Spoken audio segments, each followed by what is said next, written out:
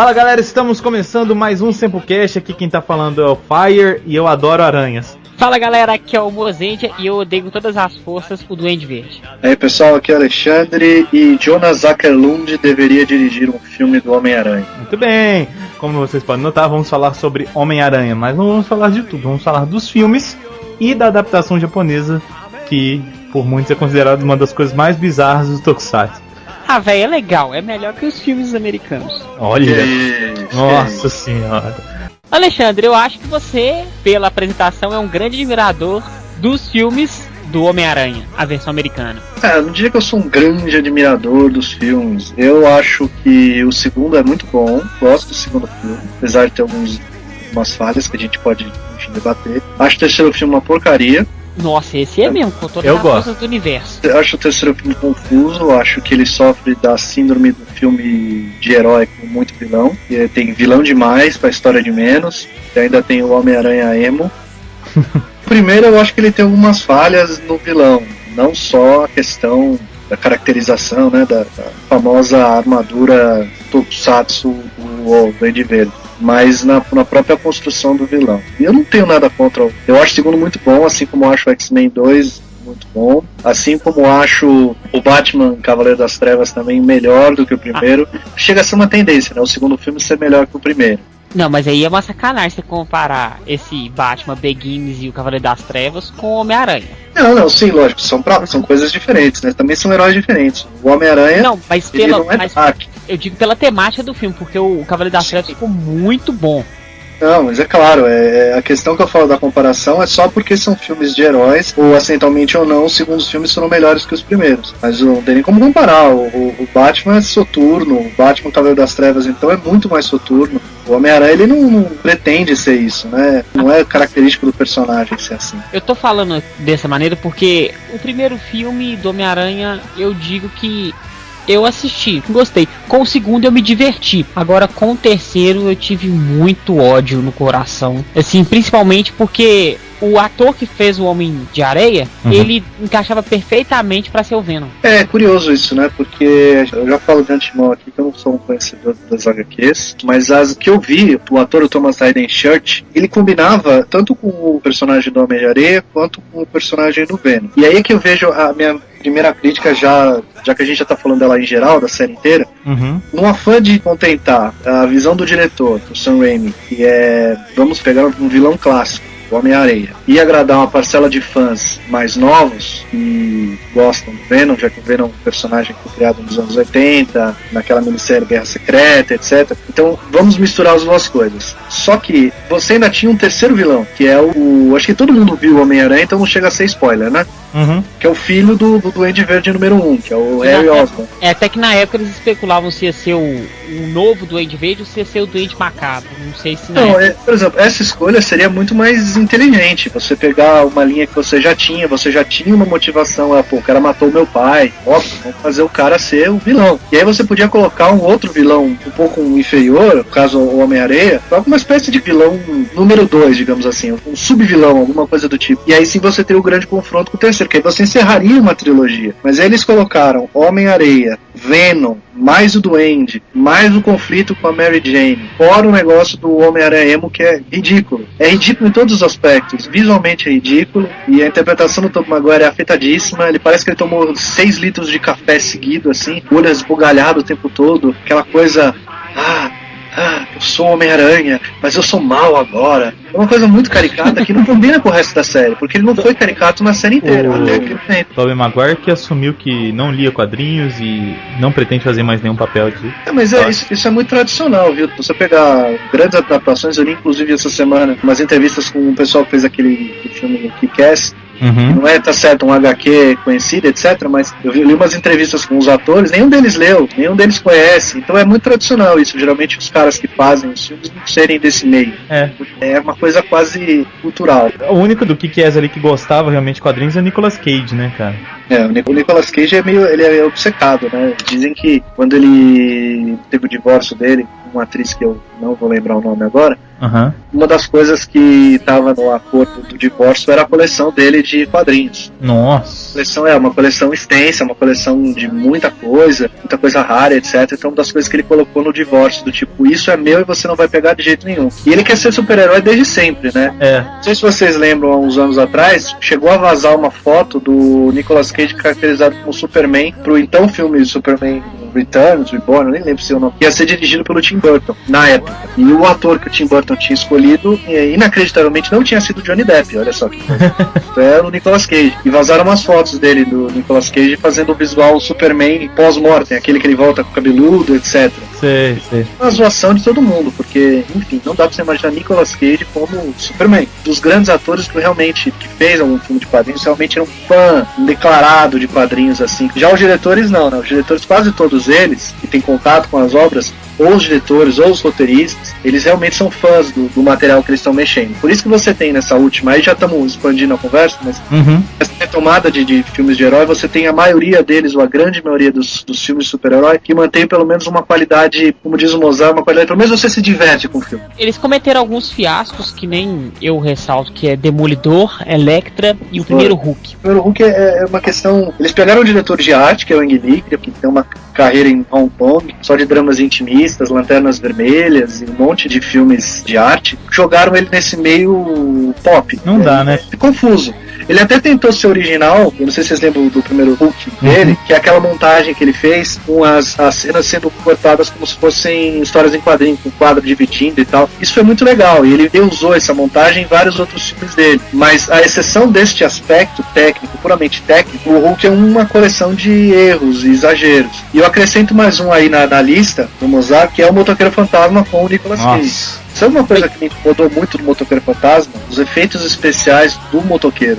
Pois é, cara, uma produção com grana, né? Não precisava. Eu não me convencer com aquele cara pegando fogo na moto, não sei. O Nicolas Cage até que não tá tão ruim assim. Tá ruim, mas não tá ruim. Não é também esperar muita coisa. Não é um filme que você espera grande coisa, né? Tá falando de um personagem desconhecido. Mesmo os X-Men, quando saíram no cinema, não era todo mundo que tinha esse contato. Quanto mais o Motoqueiro Fantasma. Tem outros aí. Você tem o Hellboy, que foi muito bem, e é independente. Apesar que o Hellboy 2, ele é muito horroroso também. Ficou uma ideia meio medieval, me lembrou muito da D&D, aquele elfo negro muito lá.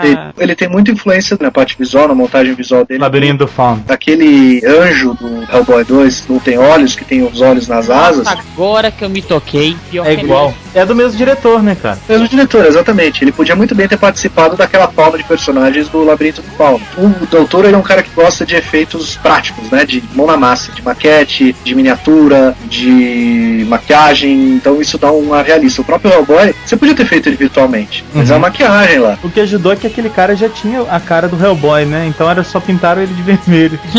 Só voltando então onde que eu queria chegar, porque nessa época tinha aquela leva de filmes de super-heróis que foram fiascos. E depois eles melhoraram.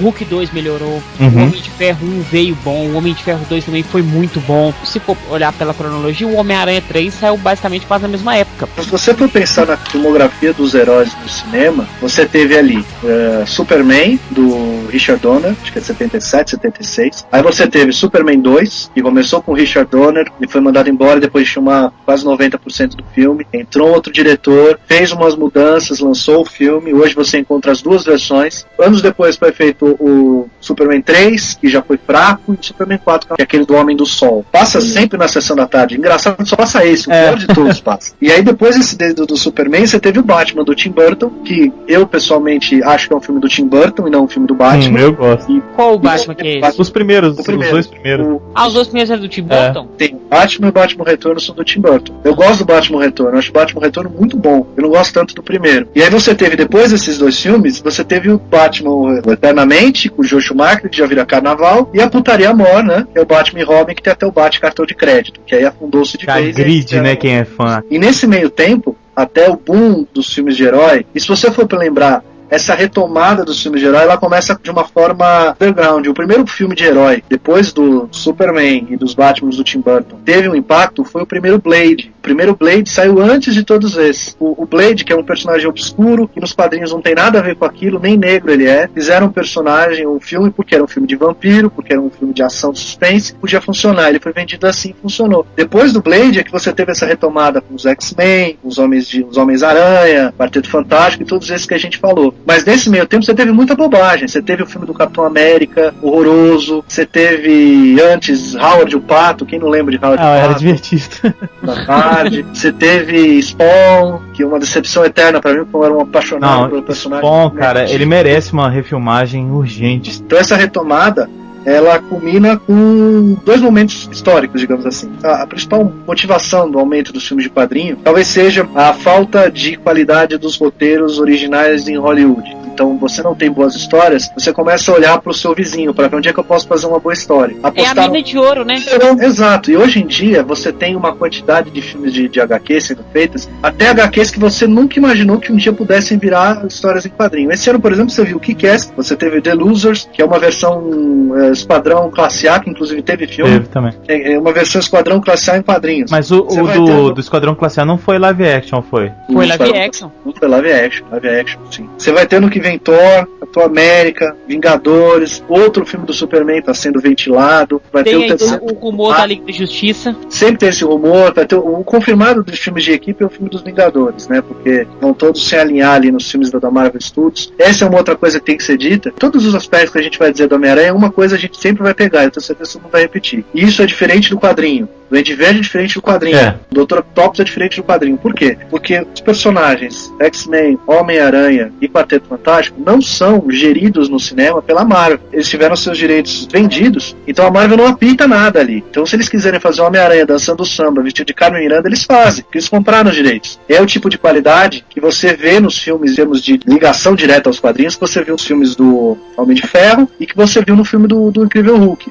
O Watchmen também é bem parecido com os quadrinhos. O Watchmen é DC, a DC tem uma diferença aí. A DC, ela é propriedade do grupo da Warner. Então, tá no mesmo pacote, tá tudo no mesmo quarto. E aí você me pergunta, mas os Batmans anteriores também foram feitos pela Warner. Mas é uma outra divisão. Por quê? Porque os filmes da Marvel começaram a fazer sucesso. Uhum. E o maior deles, o filme que catapultou mesmo essa onda de filme de herói, é o filme que a gente vai comentar, que é o Homem-Aranha. Para as pessoas que não conhecem quadrinhos, é muito mais fácil você lembrar do Homem-Aranha, porque o Homem-Aranha teve desenho animado na televisão, que eu lembre pelo menos 3. E são pelo menos 2 gerações aí que conhecem o personagem sem ter lido o quadrinho, que conhecem o Homem-Aranha. Sabem qual é a roupa do Homem-Aranha, sabem o que ele faz, sabem quem é Peter Parker. A gente assiste isso quando é pequeno, e o grande boom do Homem-Aranha, sucesso, você pode dizer que aconteceu com o Homem-Aranha o primeiro, que é de 2002. E aí deu origem, lógico, né, ao segundo e o terceiro, e a todos os outros filmes da Marvel que vieram no embalo. Pra vocês terem uma ideia, o Homem-Aranha, ele talvez seja, se não for a maior bilheteria de um filme de quadrinhos, antes do Batman, o Cavaleiro das Trevas, está entre as 2 ou 3 primeiras. Devem estar ali o Homem-Aranha 2 com certeza e o Homem-Aranha 1, entre os filmes de quadrinhos. Por isso que eu acho legal a gente falar, porque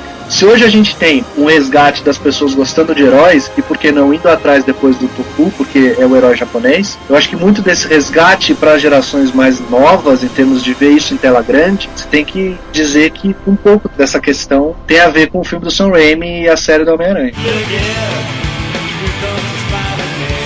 A gente vai falar da adaptação japonesa, mas só porque teve uma série de live action do Homem-Aranha em 77, não teve? Então, o Homem-Aranha ele teve séries de TV, de desenho animado, e o Homem-Aranha ele teve uma série live action, ele teve uma série de TV, assim como o Hulk também teve uma série de TV. As pessoas não lembram muito da série de TV do Homem-Aranha, porque eu não sei se ele chegou a sequer passar no Brasil. Uma curiosidade aí pra quem assiste televisão, conhece o canal Rede Brasil? Uhum. Sim. Rede Brasil é um canal assim, que de vez em quando eu sento pra assistir, fica eu e meu pai assistindo, porque passa Star Trek, Hulk, Mulher Maravilha, Ilha da Fantasia, Flashman tá passando, Ô louco. passa Cavaleiros do Zodíaco, tudo que é velho e old school passa lá. é verdade. E é um canal aberto, né? E é um canal aberto. Então, quando eu li na internet que tinha essa série de 77 do Homem-Aranha, eu quase caí pra trás, porque eu não imaginava que existia essa minissérie live action. E eu acho que talvez foi por isso, então, que o Japão resolveu comprar a Torre, resolveu comprar os direitos para poder fazer o Homem-Aranha japonês.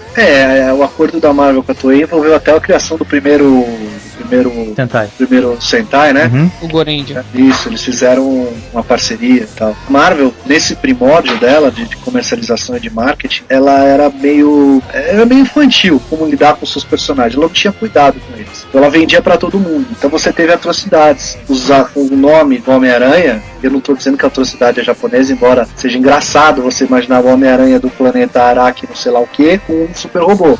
Mas é esquisito. Mas eu falo mais dos filmes mesmo. Não sei se vocês tiveram a chance de ver o filme do Capitão América. O antigo? Eu lembro que esse foi o filme do Capitão América antigo. Aham, eu lembro. Se vocês tiverem a oportunidade de ver o filme, é 1h30 de pura risada, porque... É o que tem o Caveira Vermelha, né? Sempre falando Caveira Vermelha, que era nazista e transformou em italiano.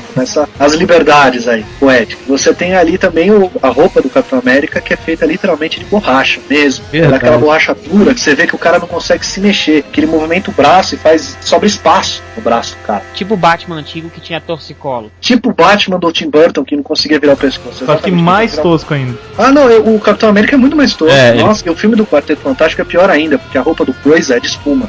Espuma aquela de acolchoar almofada. Não, aquela espuma vulcanizada. Pra esse filme do Quarteto Fantástico, se não me engano, eles gastaram cerca de $1 milhão.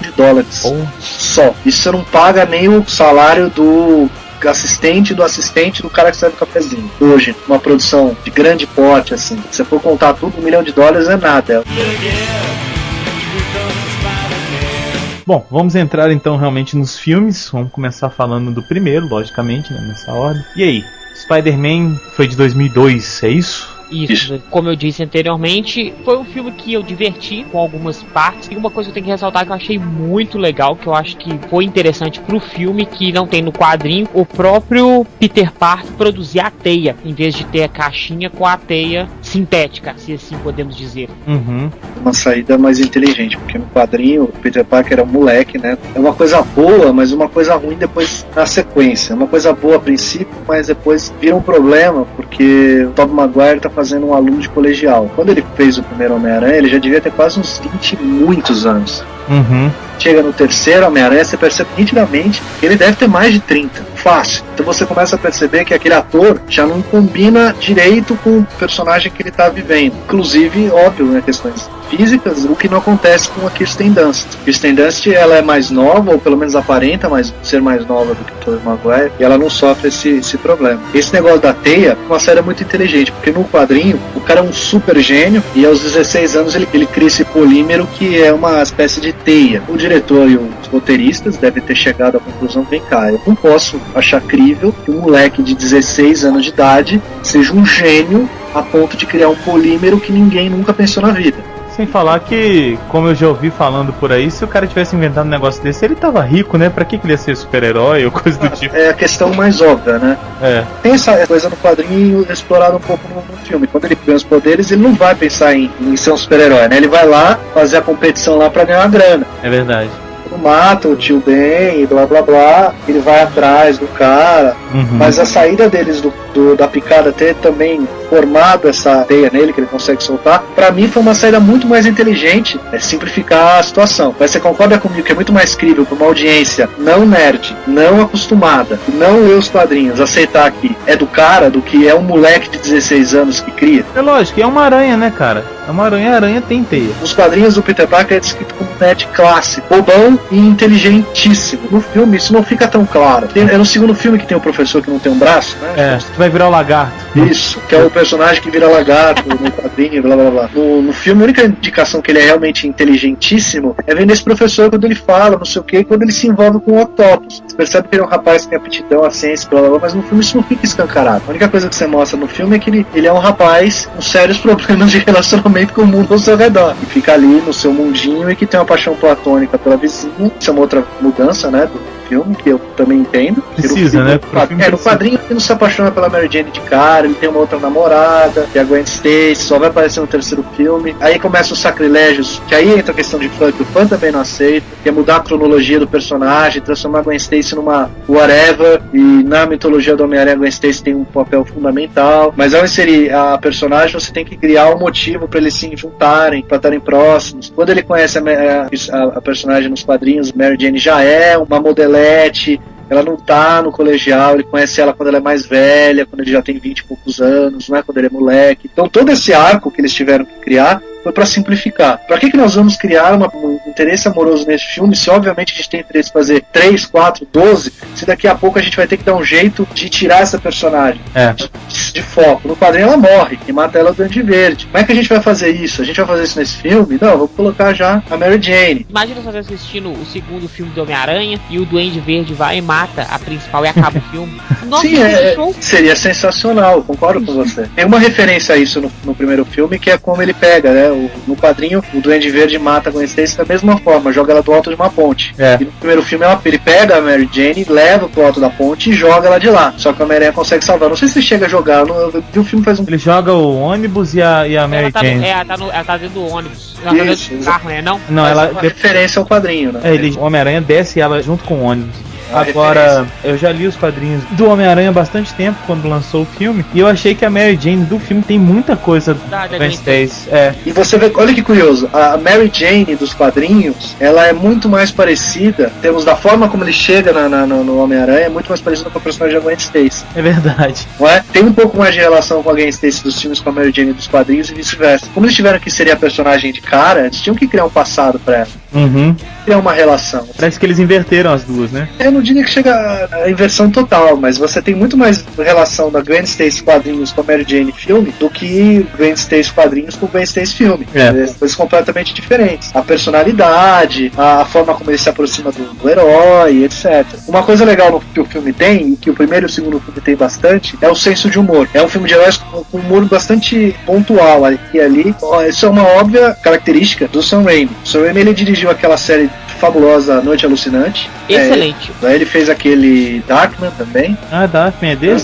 O Darkman é dele. O primeiro Darkman é dele também. Principalmente no Noite Alucinante, ele é um cara que sabia misturar muita sutileza e inteligência, o terror, o suspense com o humor. O Noite Alucinante, ele é um filme de terror, óbvio, claro, mas ele tem muito de humor. Tem muito de humor negro. E tem pequenas pitadas disso no Homem-Aranha, especialmente no Homem-Aranha 2, que a gente vai falar mais pra frente, mas no Homem-Aranha no primeiro, você já tem uns esboços disso surgindo. Eu acho que o primeiro filme, por ele ser um óbvio filme de origem, ele tem ali quase 60 minutos de apresentação de personagem. Você tem ali quem é Peter Parker, quem é Mary Jane, onde eles vivem, por que eles se envolvem, quem é a tia, quem é o tio Ben. Grandes poderes e trazem grandes responsabilidades. Virou uma frase cult, né? Uma frase popular para todo mundo, até quem nunca leu Homem-Aranha no mundo. E eles popularizaram isso a graus excessivos. Essa questão de demorar, eu sou fã desses primeiros filmes que são introdutórios, a questão de demorar mesmo, que o Batman Begins eu acho excelente, você assiste quase 1h30 de apresentação e não se sente cansado. De construção, né, do personagem. Isso é bom mesmo. Só que para fãs que não gostam do primeiro Homem-Aranha, porque demora demais pra ter alguma ação, alguma coisa.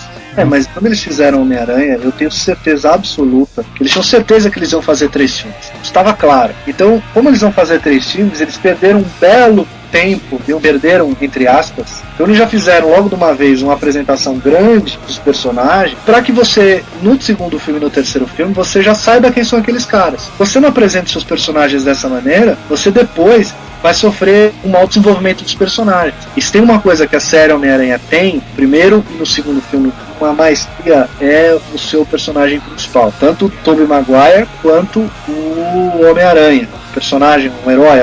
Esse eu acho que é o grande ponto principal do personagem, que é a mesma coisa que o Christopher Nolan fez no Batman, que é eu tenho que vender o meu herói, eu não posso vender o meu herói e fazer a origem do meu vilão. Eu acho que foi o erro do filme do Tim Burton, por isso que eu não gosto muito do Batman, porque ele vendeu o vilão. Óbvio, você tá falando do Jack Nicholson, óbvio que isso deve ter tido uma influência, eu vou fazer esse filme, então você tem que me botar em grande destaque. Mas você não vendeu o seu herói, você já viu o Batman pronto e o Coringa nascendo. Aqui não, você vê o Homem-Aranha nascendo ao mesmo tempo, e você vê como isso é possível você fazer, a criação dos seus vilões. Ao mesmo tempo que o Homem-Aranha nasce, você vê o nascimento do Duende Verde. E você dá o mesmo peso, para que você não deixe de acreditar que aquele herói realmente vai salvar o dia, e que você também não se afeiçoe demais ao vilão, porque nós não estamos falando aqui de coisas muito tridimensionais. É um típico filme de aventura clássico. O mocinho que vai vencer o vilão no final do dia. Não é mais nada que isso. Não se pretende ser mais que isso. E se você não acredita no seu herói, você não consegue comprar o filme. Meu herói é o Peter Parker. Então, é perfeito isso. É perfeito. Você se identifica com aquele personagem. Ele é o seu espelho. E quando você faz essa associação, o resto flui, o resto vai. Por isso que, apesar das falhas do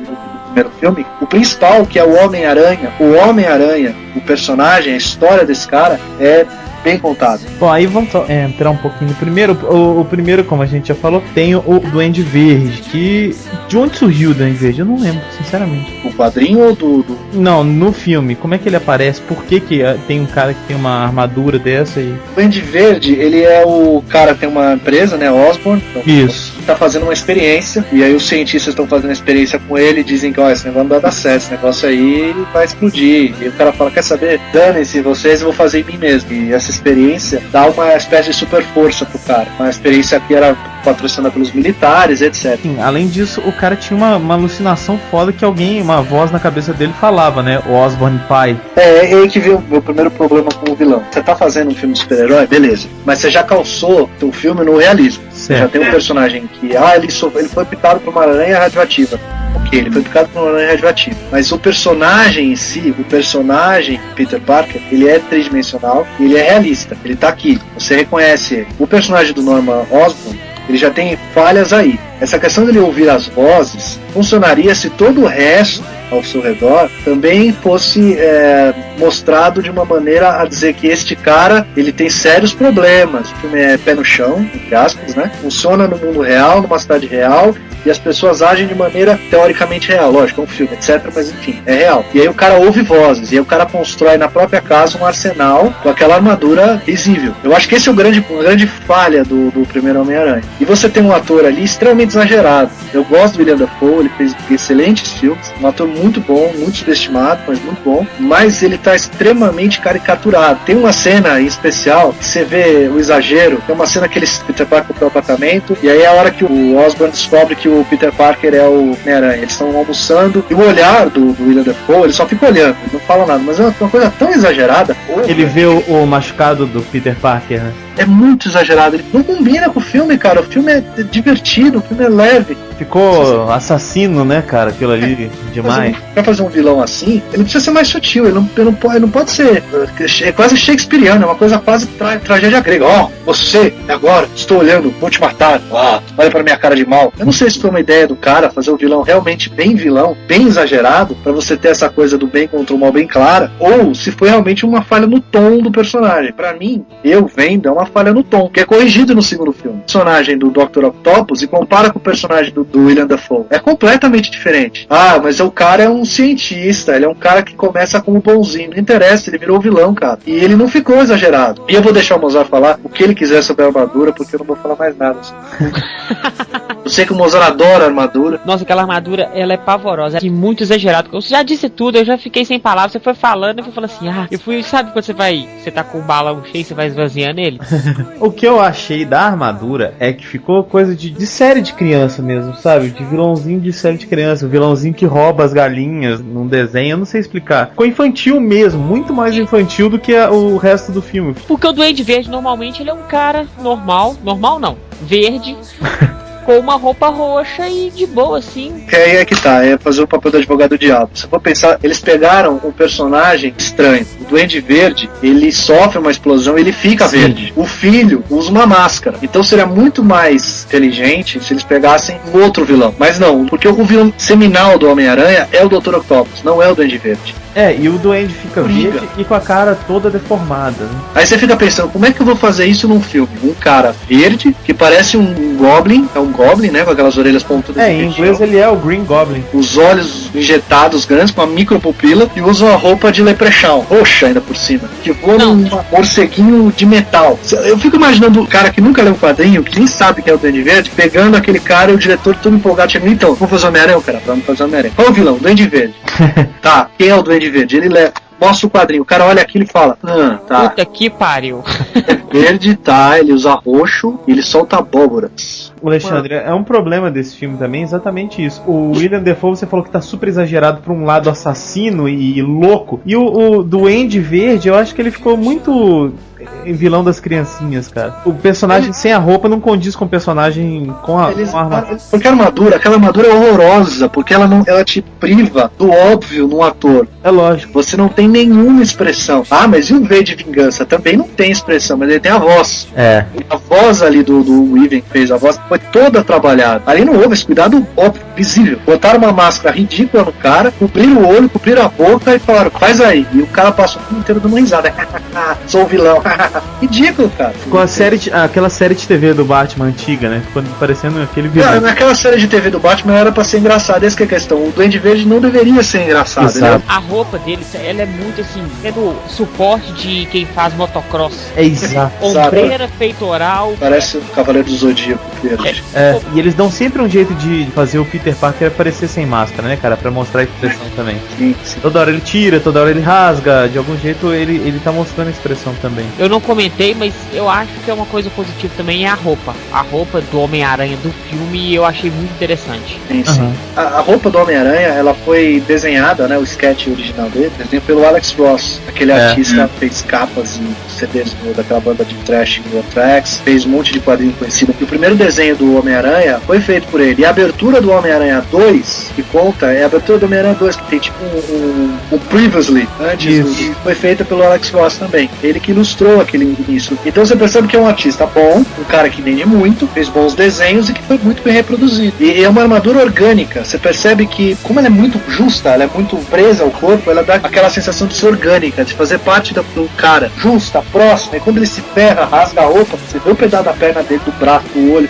É tudo ali, é tudo junto. Isso é um tremendo avanço, mas é um avanço tecnológico. A armadura do Batman, dos filmes novos, é igual. Do Homem de Ferro, então, é espetacular. E aquilo você vê que é uma armadura. Mas mesmo sendo uma armadura, ela é orgânica. Não sei se eu fui claro. Não. Ela e o cara é uma coisa só. Exato, você consegue ter essa sensação. Você não vê o cara numa roupa de plástico, você vê o herói, você vê o personagem ali na tua cara.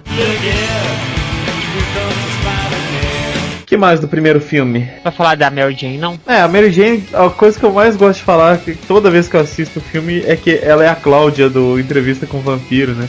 Eu adoro falar isso, contar pros outros que não conhecem ainda, tiro uma onda. Ela cresceu, né? Porque eu assisti o Entrevista com o Vampiro. Quando eu fui assistir o primeiro Homem, eu falei assim, conheço essa menina. Conheço a Mary Jane, conheço a Mary Jane de algum lugar. E assisti o filme e não sabia que era ela. Depois eu fui ver, nossa, cresceu, hein? Pessoas crescem. E antes disso ela tinha feito Corvo 3. Antes do Homem-Aranha, ela fez um papel que deu destaque pra ela. Foi o primeiro filme da Sofia Coppola, Virgem Suicida. Ela era a personagem principal. E eu gosto da Kristen Dunst no filme. Eu gosto dela. Ela não é uma grande atriz. Assim como eu não acho o Tobey Maguire um grande ator. Eu acho que para o Homem-Aranha, nesta série Homem-Aranha, no primeiro e no segundo filme, tanto é que ele prova no terceiro que não é um grande ator. Quando ele exagera e aí parece o Defoe no primeiro, prova que ele faz o papel certinho para aquilo que ele tá falando. Um adolescente, bobalhão, introvertido. E a Kristen Dunst faz bem o papel de mocinha indefesa. Com pequenos, minúsculos conflitos emocionais com o pai, nem se toca no assunto no segundo, e muito mais no terceiro, não tem esse contato, porque não é a intenção do filme. Mas eu acho que o ator que rouba o filme pra mim, é um ator que eu gosto bastante, é o James Franco, que faz o filho, Harry Osborn. Eu gosto muito dele também como ator. Grande ator jovem, muito bom ator. Ele dificilmente faz alguma bobagem, ele já era, fez pra mim a melhor cover de James Dean, uma biografia sobre o James Dean. Fez uma série de filmes dramáticos importantes. Eu acho ele bom, e assim, ele não é um cara tão bonito, sabe? Ele não é um rostinho bonito. O cara é bom ator mesmo, não é só porque ele é bonitinho que ele fez sucesso, não. Não, é um bom ator mesmo. Ele escolhe bons papéis, isso é fundamental. Tem que saber isso também, né, cara? É importante. Escolher, né? O outro cara mas aí é uma questão quase fetichista, já que a gente começou a falar dos personagens, é o cara que faz o JJ Jameson, que é o J.K. Simmons, que é idêntico ao quadrinho. Ele é igual. Impressionante. E não sei se vocês viram Juno, ele é o pai da Juno. Fisicamente, ele tem alguns traços, mas ele é careca, o olhar é diferente, a impostação de voz é diferente. É um grande ator, o J.K. Simmons. Ele tá no... Como é que chama aquele filme com o Clooney? Que ele viaja de avião e despede todo mundo? Amor alguma coisa. Amor Sem Escalas? Amor Sem Escalas, isso aí. Isso, ele é um dos caras que é demitido pelo Clooney e ele tá totalmente diferente também, cara. É verdade, você percebe que o cara é bom quando ele faz uma série de filmes em que você percebe que é o cara, mas ele é completamente diferente no filme. Você até demora até a perceber que é o cara, né? E aí o overact, no caso do JJ Jameson, é perfeito, porque o personagem é assim sim. Vale a gente citar também, mas isso aí pros 3 filmes. A trilha sonora que eu gosto bastante do Danny Elfman, eu gosto de quase todos os trabalhos. Cara, acho que eu gosto de todos que eu já citei dos trabalhos dele. Eu gosto também muito daquela trilha sonora do Homem-Aranha, principalmente aquela Spider-Man. Dos Ramones. É claro, Mozart. Filme, né? Eles lembram no segundo do desenho. Eles lembram no segundo. Tem a japonesa lá tocando violino. Isso, no metrô, né? Cantando melhor que o Luiz, eu acho. Assim. Eles podiam pegar o seu violão e terminar o programa quando a gente acabar cantando Spider-Man. O que vocês acham? Claro, por que não? Ótima ideia. Acho válido. Mas tem que falar 1, 2, 3, 4, igual o pessoal do Ramones. Muito bem, passaram-se 2 anos e chegamos em Spider-Man 2, que é o filme de 2004. E aí? Eu achei o melhor pra mim da série, eu achei o 2. Com certeza, sem sombra de dúvida. Eu também, acho. Como ele não tem mais aquela questão, temos que apresentar os personagens, ele flui melhor já. Só por isso ele já flui melhor. Você não tem que perder, de novo, entre aspas, 1 hora, quem é esses caras. Não. Aí você pode perder só apresentando o vilão. E aí, como você já tá consolidado o seu herói do primeiro filme, que é aí que vem a questão de você ter que consolidar o no primeiro, pra poder fazer o filme, entre aspas, do vilão no segundo, mesmo que aí você não perde o seu herói, o seu herói não perde impacto. O Batman, o Cavaleiro das Trevas, fez isso magistralmente. É um filme de origem do Coringa? Não é. Você não mostra a origem do Coringa, mas é um filme do Coringa. O Coringa é que leva o filme. Isso. Ele que dita o ritmo do filme. Mas ao mesmo tempo, o Batman não fica em segundo plano. Então você tem um segundo vilão, que aí sim você tem uma origem dele, e também não ficou descartável. É questão de saber fazer. Quando sabe fazer, funciona. No caso da Homem-Aranha 2, eles souberam fazer. E aí vem a referência que eu falei quando a gente falou do 1, da questão do Sam Raimi. Como o Sam Raimi já teve mais segurança e já confiavam no taco do cara, graças à inacreditável bilheteria do primeiro, o cara pôde botar as manguinhas de fora. A questão que eu falei do bom humor, que ele sempre usou nos seus filmes, fica claro na cena da criação do Dr. Octopus, quando eles estão tentando tirar os tentáculos dele e os tentáculos não saem. E aqueles planos, se você tivesse falado pra mim, esses planos foram feitos pro Na Noite Alucinante 4, por exemplo, eu vou falar, beleza, funciona, o jeito de filmar é sangrento, pô, tem uma hora lá que o cara pega uma serra elétrica, é exagerado, mas funciona. Ao mesmo tempo que é uma tensão, porque, pô, o cara tá matando todo mundo ali dentro. Ele só mostra a sombra e tal, porque censura menor, etc. Mas você percebe o clima do filme, naquela cena, que é o diretor falando, opa, deixa eu fazer aqui uma coisa que eu quero fazer, que vai ser legal. Eu gosto de fazer isso. Você também já tem uma evolução também do diretor. Ah, ó, beleza, já tô sabendo o material que eu tô mexendo, tem um ator excelente que vai fazer meu vilão, que é o Alfred Molina, posso dar um pouco mais de espaço pra cá, posso já plantar pistas no terceiro filme, que é o que a gente comentou do professor que não tem um braço, que nos quadrinhos ele vira o crocodilo, lagarto, sei lá. Eu não lembro, é lagarto. Qual vai ser o vilão do 4? Só pra eu... Tem confirmações de 2 pessoas. Tem a confirmação do cara que vai fazer o Homem-Aranha, e você tem a confirmação do cara que vai fazer o Harry Osborn. Ou seja, você não tem mais nenhum tipo de confirmação, pelo menos até hoje, o dia que a gente está gravando, de nenhum outro personagem. Pode ser que até sair o cast, já tem outros personagens, a informação fique desatualizada, mas até agora você só tem 2 personagens. Então você não tem grandes ideias de quem que ele vai enfrentar, como é que vai ser, etc. A única coisa que você sabe é que vai ser um reboot. E aí a gente fala mais pra frente por que esse reboot, como é que eles pensaram nele, pra que eles pensaram. E uma curiosidade legal é que o Homem-Aranha 2, ele foi indicado para 3 categorias no Oscar e ganhou como melhor efeitos especiais da época. Já tinha ganhado no primeiro, e nesse segundo é espetacular. A cena do metrô é icônica. É maravilhoso.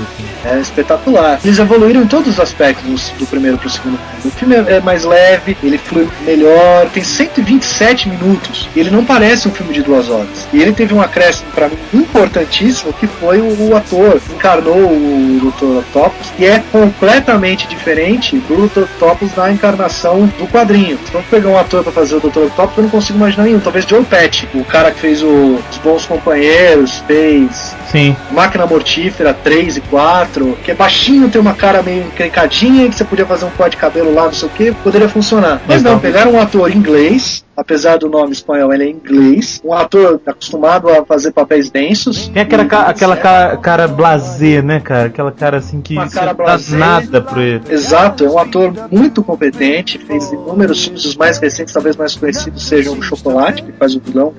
Ele tem cara de ator de filme de drama. É, exatamente. Ele é um ator assim, que eles costumam chamar de ator shakespeariano, um ator que é acostumado à densidade dos personagens e tudo mais. E o outro filme dele que ele fez, está recente na memória, ele fez o que foi indicado ao Oscar de melhor filme esse ano, o Educação. Não sei se vocês sabem, mas o primeiro filme do Alfred Molina na carreira dele foi Indiana Jones e os Caçadores da Arca Perdida. Nossa, não lembro dele lá. Quando o Indiana Jones entra no começo do filme lá pra pegar o ídolo dourado, antes de pegar a bola, tem um cara que acompanha ele. O cara que acompanha ele tem uma cena sensacional que tá coberto de aranha.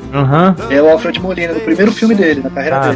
Tem um filme recente, não sei se é fan-filme, um da Mulher Maravilha. É recente, do ano passado, que ele participa. É o desenho animado, eu não sei o nome do desenho, mas faz a voz do vilão. Isso é uma outra prática recente. A DC Comics está lançando vários dos seus personagens em animações mais adultas. Não chega a ser adulta. Na linha daquele desenho da Liga da Justiça recente. Na linha do desenho do Batman, mais novo, do desenho do Superman. Quase os mesmos traços, inclusive. Eles estão chamando bastante gente conhecida para fazer dublagem. Bom, aí falando dos pontos positivos, eu acho que outra coisa que te prende no filme, prende as pessoas que não são fãs de quadrinhos, é mostrar um herói, que isso é o melhor do Homem-Aranha, é um herói que é cheio de problema, né, cara? Cheio de problema normal, no dia a dia. Ele não tem nem grana pra ter uma casa. Exato.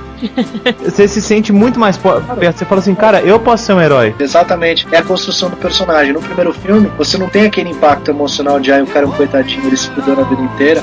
Mas você se identifica com ele por ele ser um ordinary guy, um cara comum, igual eu e você. E no segundo, isso é levado mais, porque ele começa o filme andando com a sua motoquinha pra entregar pizza. E ele perde o emprego porque ele não é suficientemente rápido pra entregar pizza, porque ele pra cumprir uma coisa lá, uma coisa que ele tinha que fazer. Então é um cara comum, a graça do Homem-Aranha pra ter feito o personagem dos quadrinhos ser tão popular é essa identificação. Tem um documentário sobre Stan Lee muito legal, entrevistado pelo Kevin Smith, que talvez seja o diretor mais nerd de todos os diretores nerds que existem. Pergunta sobre a criação do Homem-Aranha, porque o Stan Lee criou tudo ligado ao universo Marvel, todos os grandes personagens tiveram a mão do Stan Lee de alguma forma. Pergunta o que faz o Homem-Aranha ser tão popular. Ele fala, eu não sei exatamente, eu posso estar dando aqui a minha opinião e pode ser que não seja. A impressão que a gente sempre tem é que o Homem-Aranha ele agrada porque ele é gente como a gente. Isso. E é isso, é básico isso. O Peter Parker é um cara normal. Ele foi picado por uma aranha radioativa, mas ele tem problemas reais. Sim, qualquer um pode acontecer isso, né, cara? Agora você ficar rico ou entrar num negócio, num plano militar, como foi o Capitão América, não é qualquer um. Não é qualquer um. Não é qualquer um você ser igual o Lobo. Ou igual o Hellboy. Ou igual o Hellboy que é um demônio, ou o milionário, ou ter nascido em outro planeta. É o mais perto da gente, eu acho. Tem uma cena que eu gosto muito, que é a final do filme, que é quando a Kirsten Dunst sai correndo do casamento, vai atrás dele, é bonito, funciona. O personagem tá muito bem, o Tobey Maguire faz direitinho o Homem-Aranha. Eu gosto do Alfred Molina no personagem. Acho que ele não leva a sério o filme, o tanto que ele não deveria ser levado. É um filme que você sabe que o mocinho vai ganhar. Então, quem entra no filme desse não pode levar a sério o filme. Em compensação, você tem o James Franco, que aí sim tem um motivo pra estar irritado e puto. Motivo que o Homem-Aranha, segundo ele mesmo, e a gente descobre veio no primeiro filme, não é verdade, mas pra ele, o Homem-Aranha matou o pai dele. Então, óbvio que ele odeia o Homem-Aranha, óbvio que ele tá puto, óbvio que ele quer que o Homem-Aranha morra. Então, neste caso, a indignação dele faz muito sentido. E mesmo fazendo muito sentido, ela não é exagerada. Ela não é como do William Dafoe, não. Ela é mais contida, ela é mais dentro daquele universo, ela não foge muito. Eu concordo. Eu acho que isso foi a principal mudança, né, do primeiro, em todos os sentidos. Parece que realmente era um outro clima, né, na hora de filmar. Eu acho que é isso, que eles acertaram a mão.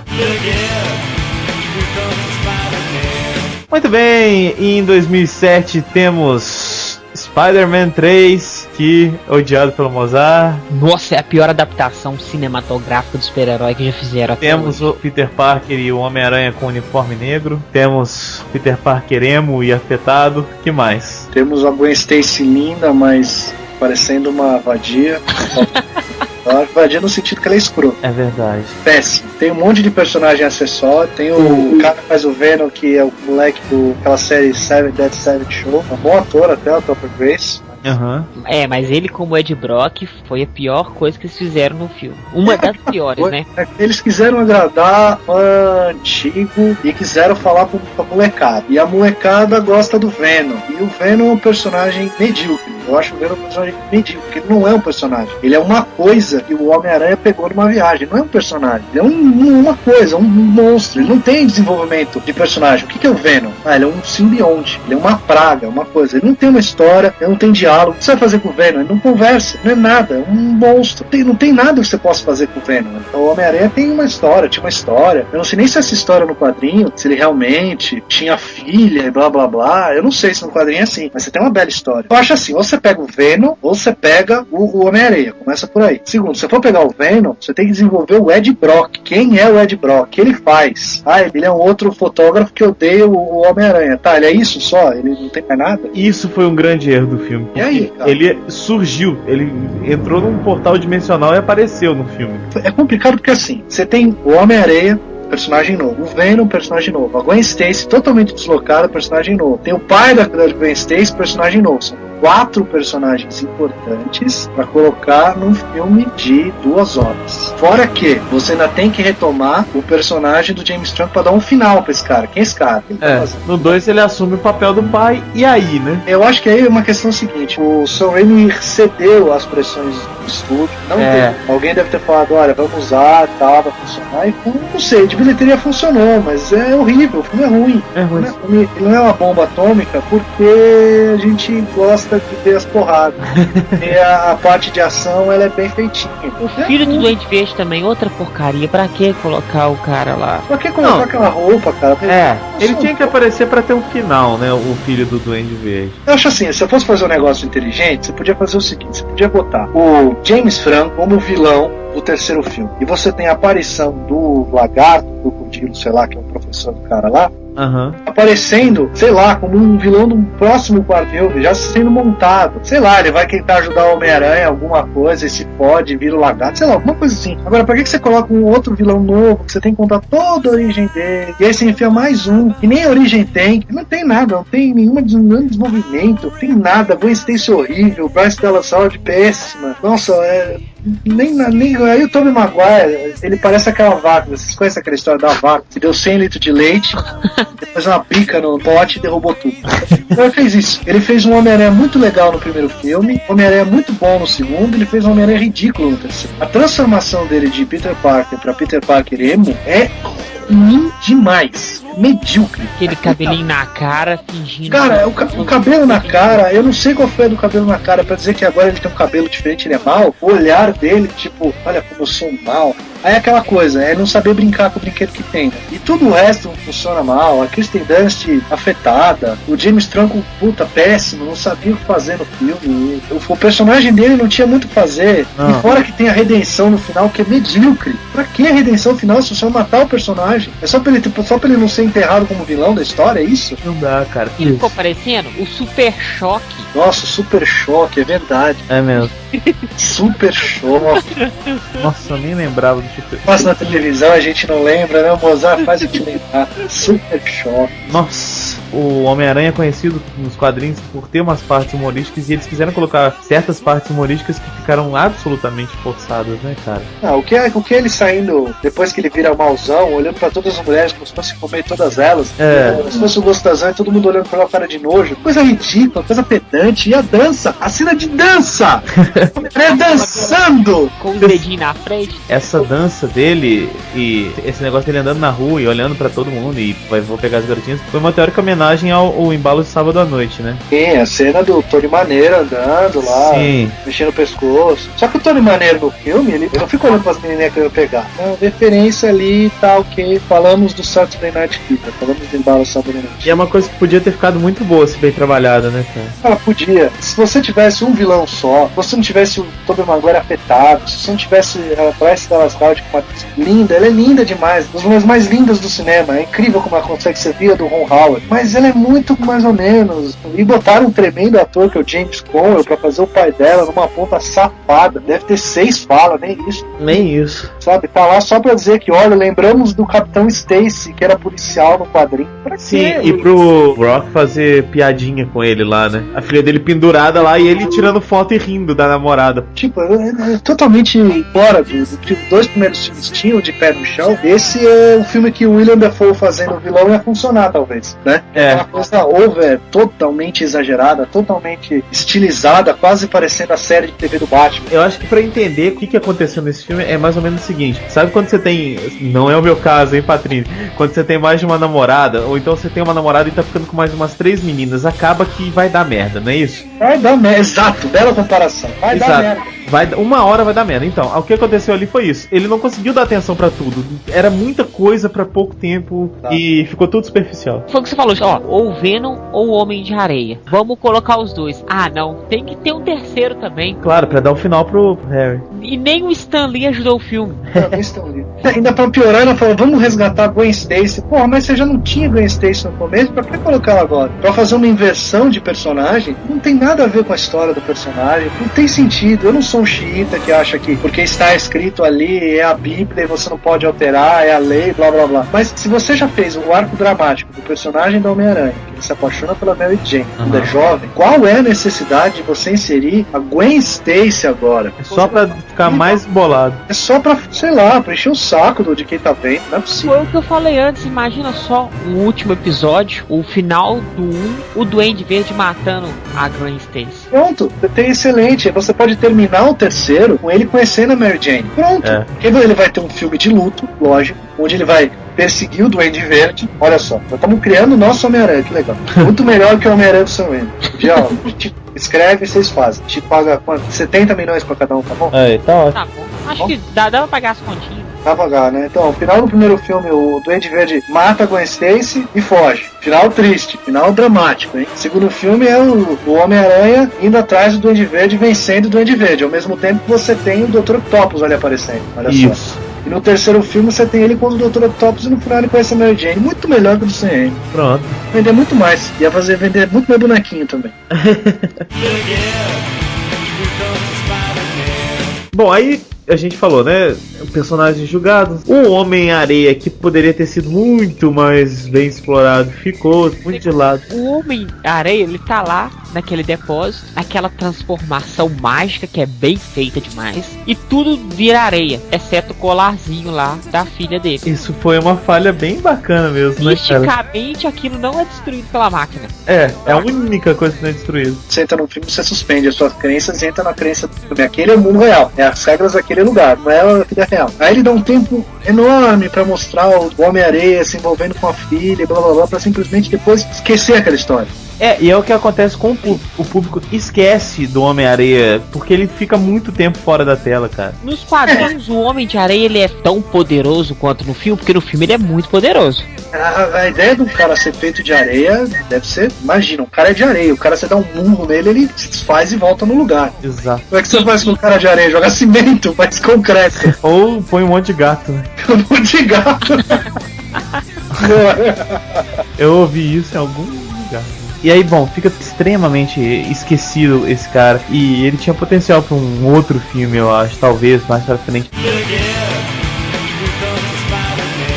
Muito bem, galera, chegamos ao final deste cast de Spider-Man. Falamos sobre os 3 filmes. E não perca que no próximo cast sobre Spider-Man falaremos sobre Spider-Man, ou Spider-Man, que foi a versão Tokusatsu de Homem-Aranha. Sim, podem acreditar, existiu uma versão Tokusatsu. Enfim, na próxima edição de Spider-Man vocês podem conferir. Então valeu, galera, falou, até o próximo. Então valeu, galera. Altas aventuras.